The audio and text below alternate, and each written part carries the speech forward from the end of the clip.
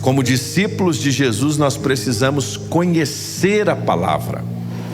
Mais do que conhecer o que um pensador diz, mais do que conhecer o que um pastor diz, nós precisamos conhecer as Escrituras. E é por isso que o pastor insiste sistematicamente o estudo da Bíblia, porque é ela que preenche o nosso coração. É por isso que Jesus foi claro em dizer: conhecereis a verdade e a verdade vos libertará.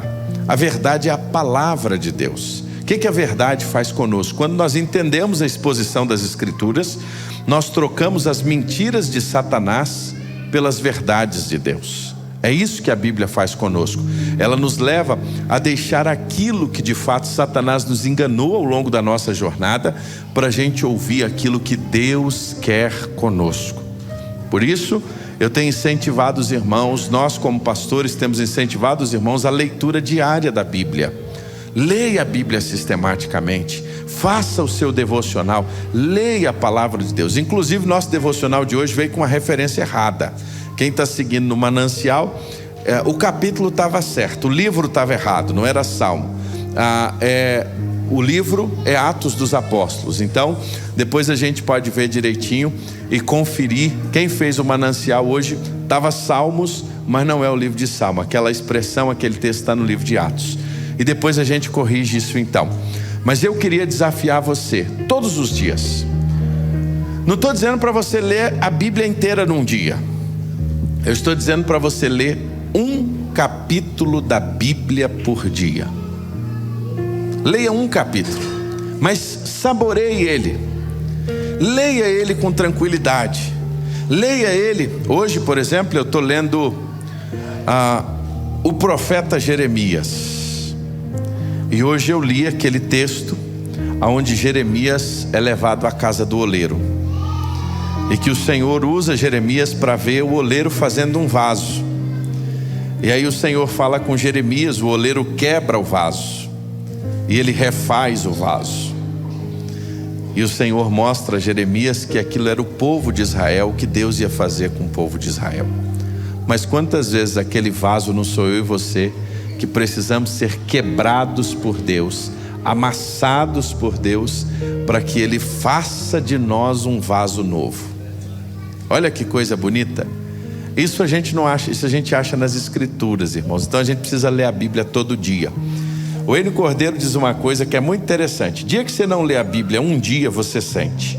Dia que você não lê a Bíblia 2 dias, você e a sua família sente. Quando você não lê por 3 dias, todo mundo ao seu redor vai sentir.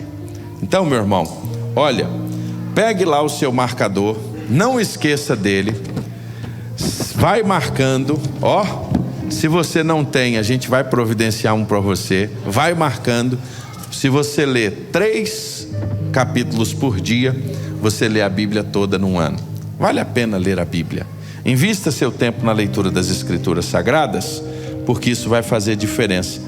E quando você ouvir uma mensagem por aí, na internet, seja quem for pregar, e quando pregar alguma coisa que não estiver na Bíblia, na hora você vai dizer assim: opa, isso aí não está na palavra de Deus não. Primeira carta de Pedro, capítulo 3. Hoje a gente segue, é a 5ª mensagem dessa sobre relações saudáveis. Nós, desde o capítulo 2, a partir do verso 12, Pedro está tratando de relações saudáveis. O povo estava sendo perseguido. A gente lembra que Pedro está escrevendo para uma igreja que estava sendo perseguida duramente pelo Império Romano. E esta igreja sendo perseguida duramente pelo Império Romano, eles estavam sendo acusados de uma série de coisas. Dentre elas, que tinham colocado fogo em Roma. Dentre elas que eles eram, por exemplo, alguns teólogos que dizem que os cristãos chegaram até mesmo a serem acusados de serem canibais. Por quê? Porque eles participavam do corpo e do sangue de Cristo, quando na verdade era a ceia do Senhor. Mas a razão de buscar... Luiz, pode baixar um pouquinho aqui, filho, os retornos, por favor? A razão de buscar levar esses cristãos a serem presos, o que o Império Romano fez? Vai em cima e tenta de diversas formas acusar os cristãos. E nesse processo de acusação dos cristãos, eles saem dispersos. E quando eles saem dispersos, irmã Daiane, o que Pedro faz? Pedro escreve uma carta. Então a carta que nós estamos lendo, ela é o escrito de Pedro para uma igreja que estava distante, em várias partes do mundo. E Pedro então está ensinando esta igreja. Ele ensinou então como esta igreja devia se portar em relação ao governo. Nós vimos sobre isso alguns domingos atrás. Ele ensinou como estes irmãos deveriam se portar no trabalho, como era a relação deles com o emprego. Depois nós vimos a relação da mulher, como deve ser uma esposa cristã, mesmo aquela mulher que não tem o seu marido crente, como ela deveria se comportar. No último domingo então nós falamos sobre o papel do marido, o papel do sacerdote no lar, aquilo que um homem precisa fazer como um crente. Qual deve ser a atitude de um homem como crente em Cristo Jesus na sua casa? Hoje Pedro vai terminar essa sessão de relacionamentos. A mensagem de hoje conclui essa etapa sobre relacionamentos, porque semana que vem Pedro vai nos ensinar, por exemplo, por que nós sofremos fruto de fazer o bem. Isso é uma pergunta interessante. Pedro vai mencionar isso, e Pedro vai ensinar para aqueles irmãos o seguinte: eles estavam fazendo bem, eles estavam honrando a Deus, mas eles estavam passando por sofrimento. Olha que interessante isso. Por que isso acontece? Né, Felipe? Fique tranquilo. Por que isso acontece nas nossas vidas? Qual é a razão disso acontecer? Semana que vem a gente vai falar sobre isso. O sofrimento diante de fazer o bem. É a continuidade. Mas hoje Pedro termina aí a partir do verso 8. Se a sua Bíblia está aberta, primeira carta de Pedro, capítulo 3, a partir do verso 8, Pedro diz assim: por fim. Ele já começa dizendo e colocando um ponto final no assunto. Depois de tratar de relacionamentos com o Estado, relacionamento com o trabalho, relacionamento na família, por fim, ele vai falar agora do relacionamento na igreja, entre os irmãos. Ele vai dizer: por fim, tenham todos o mesmo modo de pensar. Ou seja, vocês que estão espalhados, vocês que estão distantes, tenham a mesma maneira de pensar. Sejam cheios de compaixão uns pelos outros. Amem uns aos outros como irmãos. Mostrem misericórdia e humildade.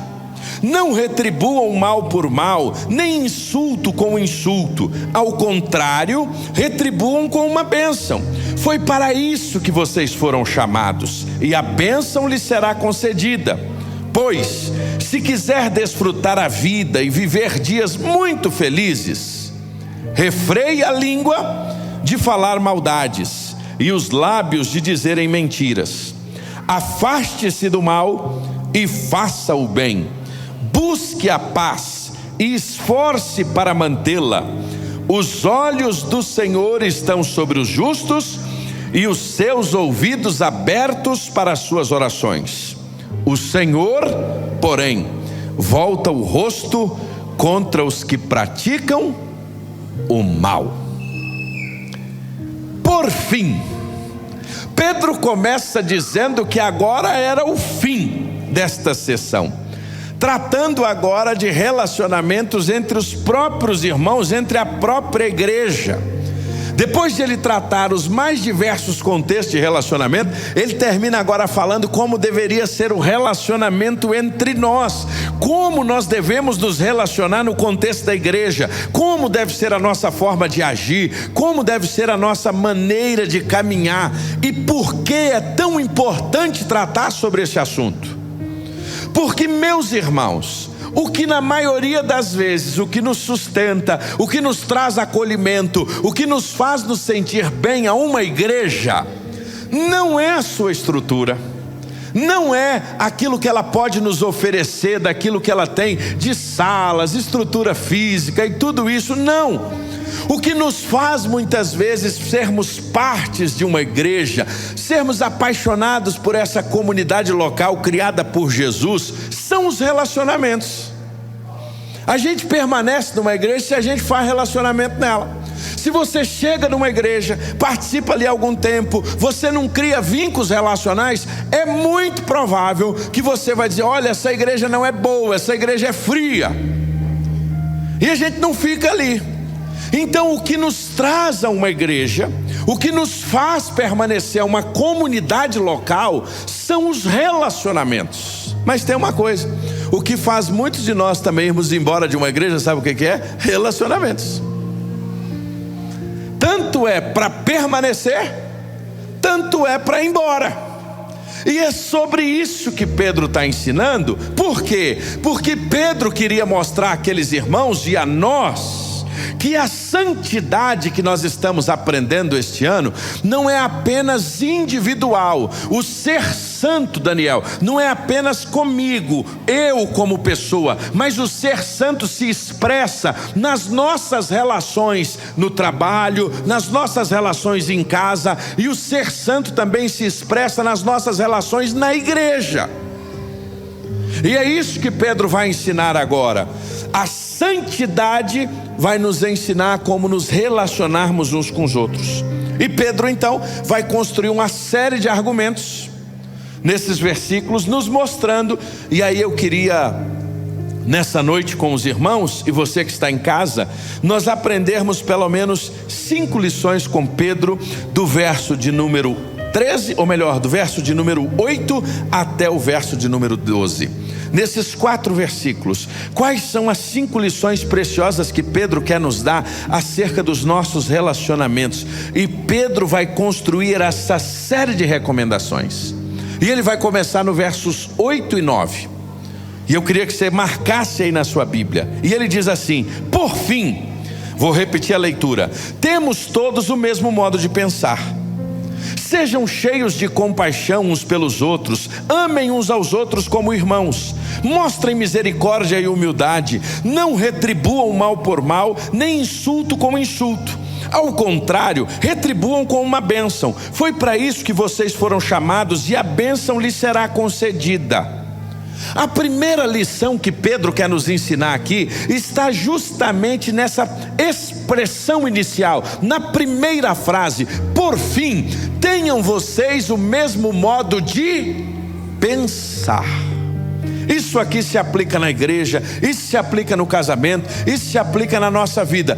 Pedro está chamando aqueles irmãos, aquela igreja, para dizer: tenham vocês a mesma maneira de pensar. Há uma outra versão que diz assim: finalmente, sede todos de igual ânimo. Há uma outra que diz assim: por fim, sejam todos unidos no Espírito. Pedro estava preocupado porque aqueles irmãos, ainda sendo perseguidos em terra distante, se não tomassem cuidado, o que iria acontecer com eles? Eles ainda estariam vivendo divididos.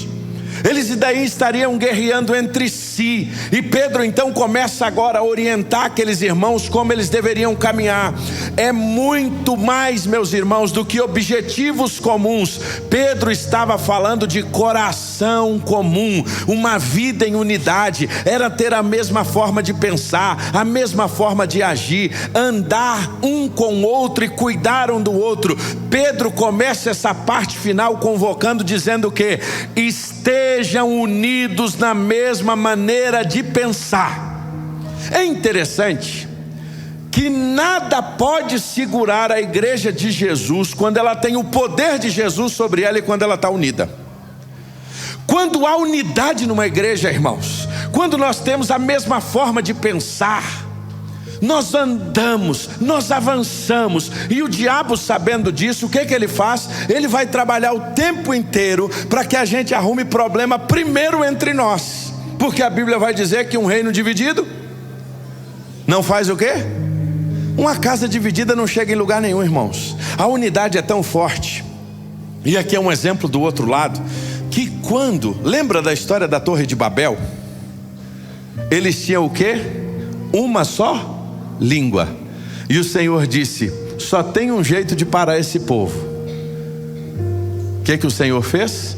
A confusão das línguas. Agora olha como é que é interessante. Lá em Gênesis 6, o povo com a motivação errada, o Senhor confunde as línguas para pará-los, dizendo que uma só língua a gente vai longe. Agora, o que o Senhor faz em Atos 2, no Pentecostes? Novamente, nós temos uma só língua, com a motivação correta, para que o Evangelho chegue a todos os lugares. O Espírito Santo usou a unidade ali, usou aquele povo num só propósito, ali a partir do Pentecostes, de maneira muito especial, para que o Evangelho fosse pregado. Sabe por quê? Porque quando uma igreja tem um só coração, irmãos, ela alcança, ela cumpre o propósito de Deus. Uma família, quando tem um só coração, ela vai longe. Quer ver uma família destruída? É quando o casal já começa a estar dividido. Quer ver uma casa destruída? É quando a família não tem unidade. É a mesma coisa na igreja. A igreja é a representação das nossas casas. A igreja é a unidade de muitas famílias. E quando nós estamos juntos, e Pedro está dizendo: tenham vocês o mesmo modo de pensar. Quando o povo está junto, quando o povo está unido, muitas coisas acontecem. Uma das piores coisas na vida de uma igreja se chama desunião. Desunião. E aí nós esquecemos que o Espírito que habita no meu irmão do lado é o Espírito que habita em mim, que é o Espírito Santo de Deus. E aí Pedro está dizendo: olha, eu vou terminar, mas eu vou terminar falando para vocês de algo muito importante. Tenham o mesmo modo de pensar. Irmãos, na prática, no dia a dia, Pedro estava dizendo que nós precisamos ter o mesmo coração. Uma igreja precisa estar unida. Quando o irmão decide perdoar, quando o irmão decide recomeçar com outro que o feriu, isso glorifica a Deus. Quando alguém escolhe servir sem querer aparecer, porque às vezes nós temos muitas essas dificuldades em todos os lugares. Onde tem gente é assim: eu quero servir, mas não me colocaram naquele lugar que eu queria. Irmãos, servo não tem escolha, servo quer servir. E quando a gente quer servir, não está preocupado em aparecer, nós vamos alcançar muita gente, nós vamos abençoar muita gente. Quando deixamos de lado as nossas preferências, quando a gente deixa de lado aquilo que a gente quer, e a gente diz: Senhor, eu quero ser um só coração, eu estou disposto a abrir mão, eu estou disposto a fazer a tua vontade. A ideia aqui, irmãos, é manter a unidade de coração. Dalmo, existe uma coisa que se chama cooperativa, e existe uma coisa que se chama comunidade.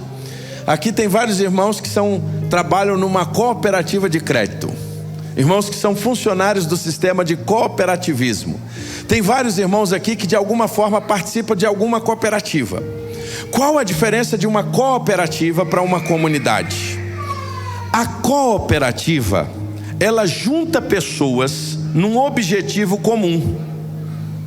Eu me lembro quando criança, meu tio, ele é até ainda hoje produtor de leite, e nos interiores tem a cooperativa que você entrega o leite, e você vai lá, entrega o leite, e no final do mês você recebe por aquele leite que você entregou. A cooperativa junta pessoas com objetivos comuns, a cooperativa dá lucros comuns. Só tem uma coisa: a cooperativa não gera vida comum. Terminou a entrega ali, cada um segue no seu rumo. Qual a diferença de uma cooperativa para uma comunidade? A comunidade, ela tem mais do que objetivos comuns, mais do que interesses comuns. A comunidade, ela tem vida comum. Por isso que a igreja é uma comunidade de discípulos. Igreja não é uma cooperativa. Só que se nós não tomarmos cuidado e lutarmos pela unidade entre nós todo o tempo, nós podemos deixar de ser uma igreja para virar uma cooperativa. Um lugar onde as pessoas só se unem por causa de um objetivo. As pessoas vêm aqui para construir um templo, as pessoas vêm aqui para um objetivo qualquer, as pessoas vêm para servir objetivos alheios, e esquece que ser igreja é muito mais do que cumprir objetivos. Ser igreja é ser um corpo, ser igreja é ser uma família, ser igreja é uma comunidade. É por isso que o pecado é tão sério, e Pedro estava falando de santidade. Por quê? Porque se nós somos um corpo, quando eu erro, automaticamente eu também estou ferindo o meu irmão. Isso é igreja. Não é um ajuntamento de pessoas para um culto de domingo que a gente apaga a luz, fica todo mundo aqui emocionado, vai para casa e faz de conta que não tem nada a ver um com o outro. Ser igreja é essa comunidade que tem que ter unidade de coração, que tem que ter motivações corretas, que tem que ser uma somente, um só coração, sem partidarismo, sem panelinhas, sem divisões. Que onde um e o outro trabalham todo o tempo para promover, irmãos, reconciliação, auxílio, ajuda.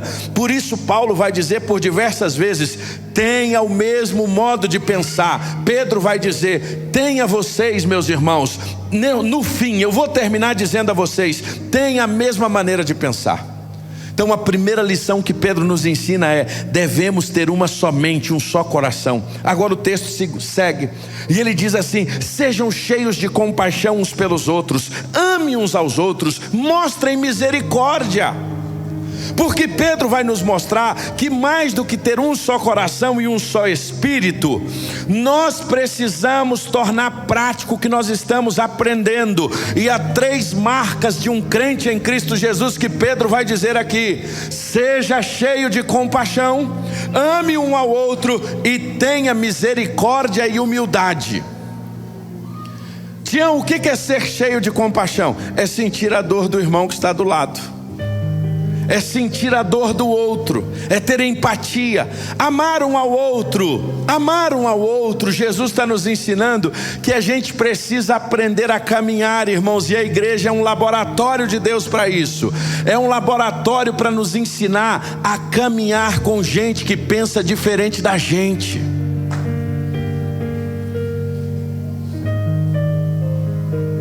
Tem alguns ministérios que gostariam que todas as pessoas fossem iguais, assim, robôs. Isso não existe, irmãos. A igreja é a multiforme graça de Deus. É por isso que aqui tem flamenguistas, corintianos, são paulinos, atleticanos, né? Aqui tem fleumáticos, aqui tem coléricos, né? Aqui tem sanguíneos. Não é assim? Porque é a expressão de ser humano, dos mais diversos contextos, valores, mas que neste lugar se coloca nas mãos de Deus. E é uma das coisas mais belas na igreja, que quando a gente entra daqui para dentro, fica tudo lá fora. Os nossos títulos, a nossa formação, quem a gente acha que a gente é, quando a gente acha que é alguma coisa e a gente não é nada. Aquilo que a gente acha que a gente não tem nada. Uma das coisas que a igreja nos faz é nos igualar. Por isso que nós somos todos filhos do mesmo Pai e somos todos irmãos. Isso é ser igreja. É disso que Pedro está dizendo. E para isso nós precisamos aprender a amar uns aos outros. Nós precisamos aprender a mostrar misericórdia. Sabe por quê, irmãos? A humildade é o segredo da paz de uma igreja. Vou repetir isso, e eu queria que você repetisse comigo. A humildade é o segredo da paz de uma igreja. Nós vamos repetir de novo para escravar no nosso coração. A humildade é o segredo da paz de uma igreja. Às vezes as brigas, quando acontecem numa igreja, é porque a gente esquece a humildade. Tem alguém querendo ser um pouquinho mais do que o outro. E aí quando isso acontece, a gente tem problema. E a gente já aprendeu aqui aquele conceito muito precioso, que para nós humildade é não se ofender com nada. Quando a gente aprende que ser humilde é não se ofender com nada, a gente consegue muito bem caminhar um com o outro. E humildade, eu já disse isso aos irmãos, o pastor Rubens fala isso muito comigo, é a única virtude que quando você descobre que a tem, você já não a tem mais. Dia que você descobriu assim, eu sou humilde, você já não é mais humilde. Isso é uma coisa interessante, e é disso que Pedro está dizendo. Tenha um coração humilde, não se ofenda com nada, porque muitas vezes num ciclo de convivência como o nosso, se a gente for levar tudo a sério, se a gente for de fato aonde tem gente, se importar com todas as coisas, que o irmão sentou aqui na cadeira que você está acostumado a sentar, e você chegou e o Tião estava aqui e se olhou para o Tião e quase disse assim para ele: levanta da minha cadeira, Tião. Não, meu irmão, nós não temos cadeiras marcadas. Numeradas é só lá na Arena do Corinthians, que venderam lá para o pessoal. Aqui nós não temos numerada. Aqui nós somos todos iguais. Se tu chegou primeiro, tu vai sentar primeiro. Mas são estas coisas que às vezes na nossa vida como igreja, é por isso, irmãos, que nem cadeira aqui em cima a gente tem. Não sei se os irmãos já notaram, porque às vezes essas cadeiras aqui de cima, tem gente que acha que é bom ficar nessas cadeiras. Não, irmãos, nós vamos ficar todo mundo embaixo. É isso que Pedro está dizendo. Nós precisamos de fato amar um ao outro, viver o amor genuíno, porque a humildade vai nos trazer paz. Então Pedro nos ensinou que a gente tem que ter um só coração, um só espírito. Nós temos que amar uns aos outros. Agora olha o verso 9. O verso 9 tem um segredo aqui que Pedro nos ensina. Sabe o que é? Ele vai dizer assim: não retribua o mal por mal, nem insulto com insulto. Ao contrário, retribuam com uma bênção. Foi para isso que vocês foram chamados, e a bênção lhes será concedida. Sabe qual a terceira coisa? Sabe qual a terceira coisa que Pedro está nos ensinando? Que nós precisamos aprender, irmãos, a quebrar o ciclo da ofensa. O que é o ciclo da ofensa? Se alguém te tratou mal, não trate mal. Se alguém te insultou, não insulte. Pedro está dizendo que é para a gente quebrar. Me tratou mal, eu não vou tratar mal.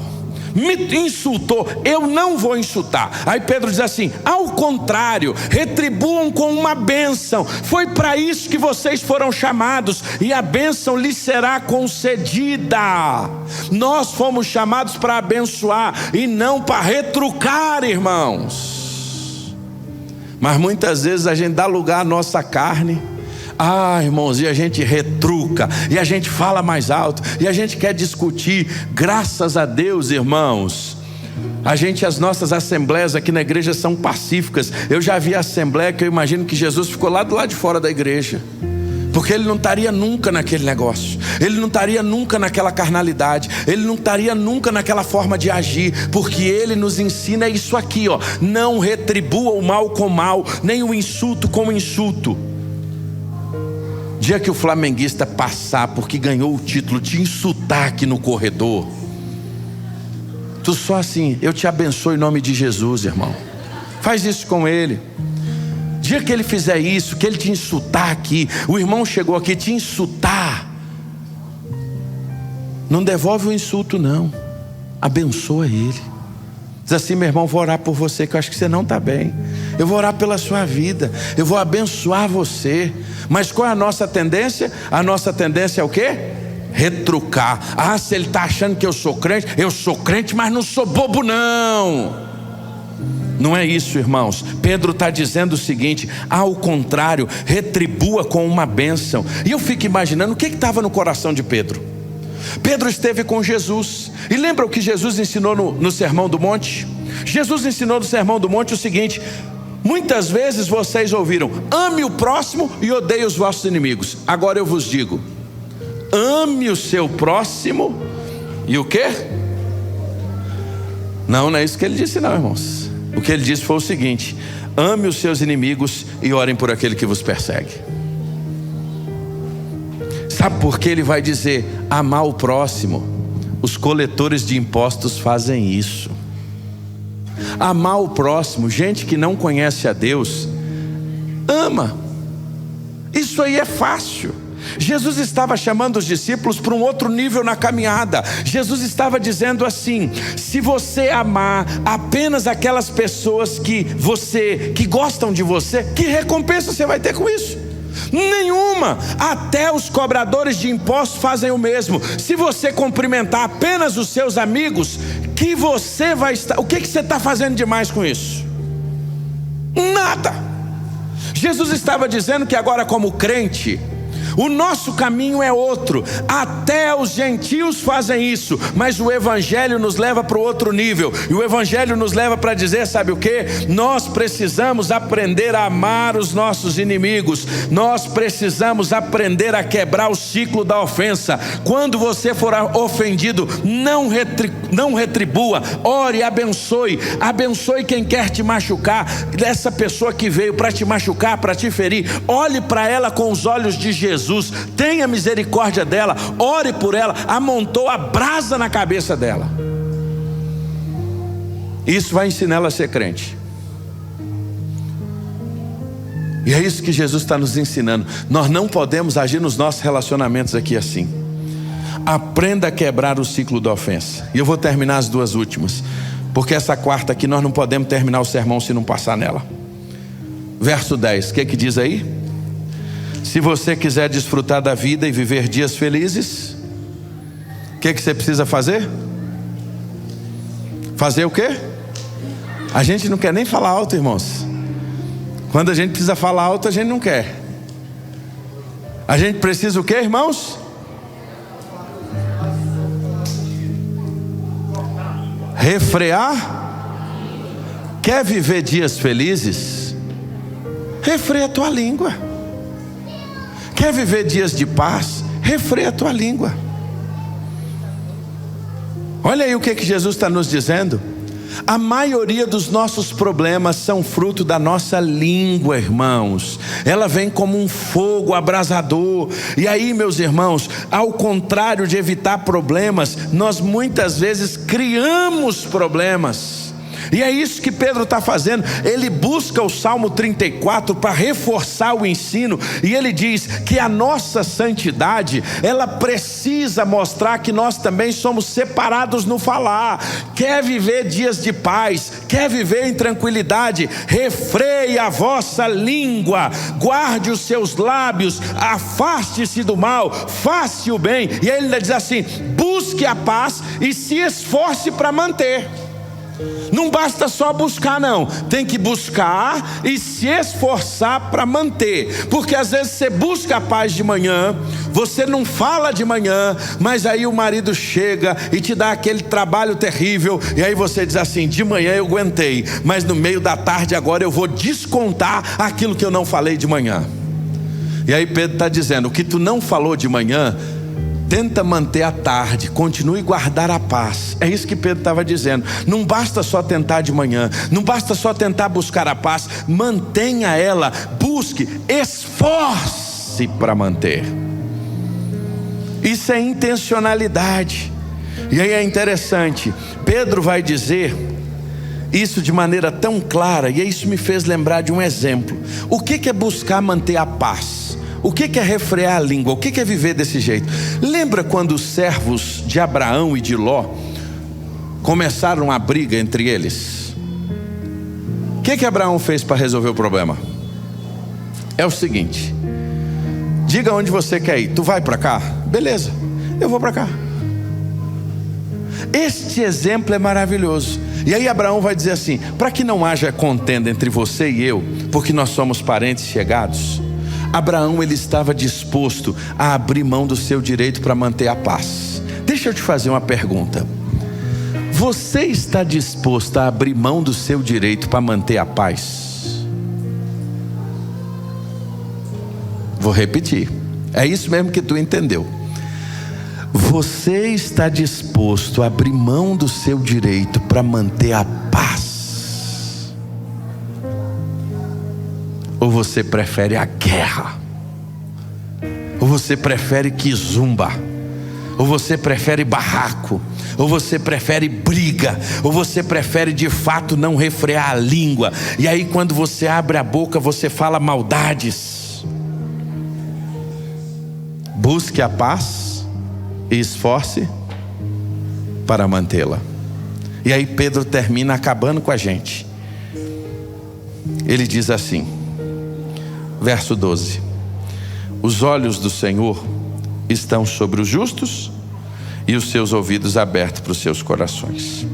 O Senhor, porém, volta o rosto para aqueles que praticam o mal. Pedro nos ensinou que a gente deve ter um só espírito.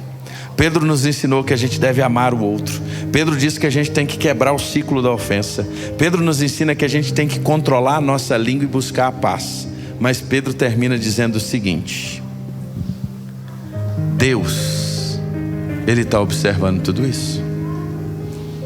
Olha como é que ele termina: os olhos do Senhor estão sobre os justos e os seus ouvidos abertos para as suas orações. O Senhor, porém, volta o rosto contra os que praticam o mal. Pedro está dizendo assim: Deus está vendo o que você está fazendo. Tu acha que Deus não está vendo? Tu acha que quando você fala mal de alguém por trás, ainda diz que está pedindo oração? Que tem gente que é assim, doido para fazer uma fofoca e diz assim, eu vou fazer um pedido de oração. Mas a irmã não conta não. O irmão não conta não. Se é só um pedido de oração. Pedido de oração nada, tu queria era falar da vida dele. Às vezes tu nem orou por aquilo, tu nem gastou tempo em oração, tu não gastou um milímetro em oração, mas tu quer contar para os outros o que aconteceu. E aí, como tu não tem coragem de contar, tu fala assim, olha, ô irmão Tião, eu quero te fazer um pedido de oração. Rapaz, tu não sabe o que está acontecendo. Aí tu chega, já regozija assim com a desgraça do outro. Você não está pedindo oração nada. Tu não orou nada. Se tu quisesse orar, tu tinha levantado de madrugada e orado por aquela circunstância. Tu não ia pedir alguém para orar não, tu ia orar primeiro. No fundo, tu queria era o quê? Contar. Quantas vezes a gente não se presta a isso? Mas eu preciso lhe dizer uma coisa, Deus está vendo isso. É isso que o texto está dizendo. Deus está vendo. Deus está vendo. E mais, Deus vira o rosto para quem pratica estas coisas. É isso que o texto acabou de dizer. Eu e você podemos até não concordar, mas o texto diz assim: o Senhor volta o rosto contra quem pratica o mal. Deus vira o rosto para o fofoqueiro. Deus vira o rosto para quem faz contenda. Deus vira o rosto para quem fala mal dos outros. Deus vira o rosto para quem gosta de contar da vida dos outros, falando que é motivo de oração. Vou até ligar para fulano para pedir oração. Não, vai ligar para fofocar. Deus vira o rosto para isso, irmãos. É isso que a Bíblia está dizendo. A Bíblia diz que nós devemos buscar a paz e fazer o quê? Se esforçar para mantê-la. O Senhor está dizendo para nós que nós precisamos, meus irmãos, cuidar dos nossos relacionamentos. Eu queria pedir que você ficasse de pé. Se você não pegou os elementos da ceia, hoje tem a ceia do Senhor. Mansuane vai levar até você. Mas eu queria que você pensasse sobre isso. Como é que você trata os relacionamentos na igreja? Como é que você trata? Como é que você trata estas coisas? Você tem quebrado o círculo da ofensa? Você consegue entender isso? Como é que você trata isso, meu irmão? Como é que você trata os seus relacionamentos? Você assume suas responsabilidades? Ou você sempre que essas questões você bota a culpa no outro? É isso que Pedro está dizendo. Nós precisamos, meus irmãos, ter paz nos nossos relacionamentos. Nós precisamos orar. Quando alguém chegar assim, irmão, eu vim aqui te contar um negócio. Sabe qual é a melhor maneira? E aí eu vou terminar dizendo isso. Sabe por que existe o fofoqueiro? Porque quem tem ouve. Vou repetir. Você sabe por que existe quem fala estas coisas? Porque existe quem ouve. Então quando alguém chegar e dizer assim: ô Rodson, eu vim aqui te contar um negócio. Aí você pergunta assim para essa pessoa: meu irmão, o que você veio me contar, eu posso chamar lá essa pessoa para você contar diante dela? Eu posso pedir para que ela venha com você? Nós dois, você quer ajudar ela mesmo? Vamos o seguinte, vamos nós dois sentar com ela e conversar.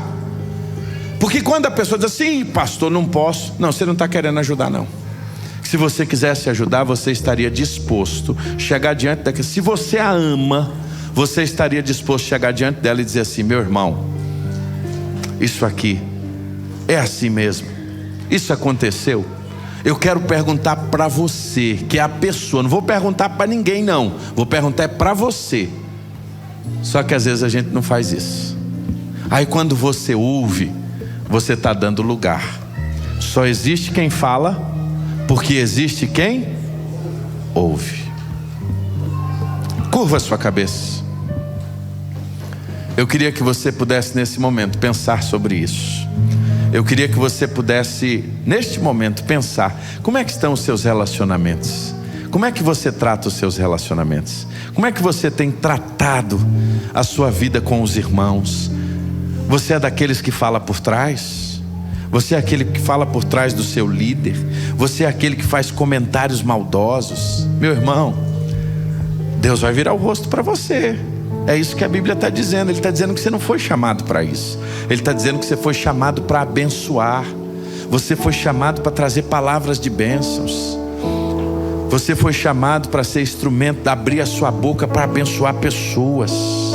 É isso que a palavra de Deus está nos ensinando. Olha o que Pedro vai dizer. Vou ler mais uma vez o texto. Por fim, tenham todos o mesmo modo de pensar. Sejam cheios de compaixão uns pelos outros. Amem uns aos outros como irmãos. Mostrem misericórdia e humildade. Não retribua o mal por mal, insulto por insulto. Ao contrário, retribuam com uma bênção. Foi para isso que eu chamei vocês. Retribua com bênçãos. E se você quiser desfrutar a vida e viver dias felizes, dias alegres, quem aqui quer desfrutar a vida e viver dias alegres? Levanta a sua mão. Olha o que a Bíblia diz: refreia a língua. Refreia a sua língua. Não fale maldades. Não diga mentiras. Afaste-se do mal e faça o bem. Busque a paz e esforce para mantê-la. Sabe por quê? Jesus está vendo tudinho. Eu me lembro que quando a gente era criança, quando você fazia alguma coisa que alguém estava duvidando, para você autenticar que aquela sua palavra era verdadeira, você falava assim: Igor, Jesus está vendo. Não era assim que a gente usava a expressão? Deus está vendo. Quando você falava assim, Deus está vendo, era mais ou menos assim: isso é verdade. Não era esse sentimento que Deus está vendo. Deus está vendo, hein? Irmão, Deus está vendo, hein? É isso que a Bíblia está dizendo. Deus está vendo, hein? Ele está vendo. Ele enxerga o nosso dia a dia, como a gente age.